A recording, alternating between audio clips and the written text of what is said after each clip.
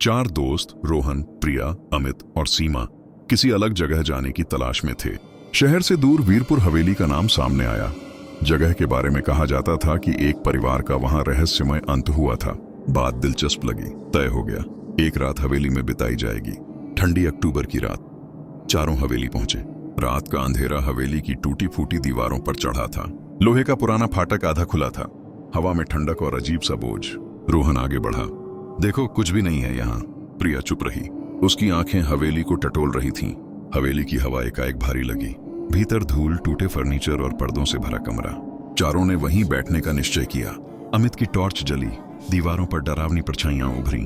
तभी ऊपर से हल्की खड़खड़ाहट सुनाई दी। रोहन बोला, ऊपर देख लेते हैं। सीढ़ियां चरमराई। ठंड और गहरी हो चुकी थी। ऊपर बच्चों का कमरा मिला। फर्श पर टूटी गुड़िया, एक पालना। गुड़िया की मुस्कान टेढ़ी थी। प्रिया उसकी ओर बढ़ी। गुड़िया की गर्दन धीरे झुकी। प्रिया पीछे हट गई। कमरे में एक पुरानी संगीत पेटी रखी थी। अमित ने खोली। धीमी अस्थिर धुन गूंजी। हवा भारी हुई। सांस लेना मुश्किल।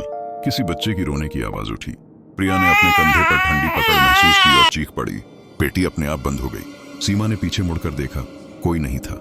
चारों नीचे भागे। मुख्य दरवाजे पर पहुंचे। दरवाजा बंद। खोलने की हर कोशिश नाकाम। घबराहट बढ़ती गई। ऊपर कहीं कुछ भारी चीज गिरी। हवेली में एक तीखी चीख गूंजी। टॉर्च बंद। अंधेरा घना। प्रिया अचानक पीछे खिंची और गायब हो गई। तीन आवाजें उसका नाम पुकारती रह गईं। जवाब नहीं मिला। मोबाइल की फ्लैशलाइट जली। बैठक के कोने में पड़ा पुराना जंग लगा आईना चमका। आईने में एक स्त्री खड़ी थी। लंबे बाल, खाली आंखें, सफेद चेहरा। वह धीरे धीरे बढ़ी। उसके पास आते ही ठंड और तीखी हो गई। तीनों वहीं ठिठक गए। अचानक मुख्य दरवाजा खुला। बिना पीछे देखे तीनों बाहर भागे। गाड़ी तक पहुंचे। बैठते ही इंजन चीखता हुआ स्टार्ट हुआ।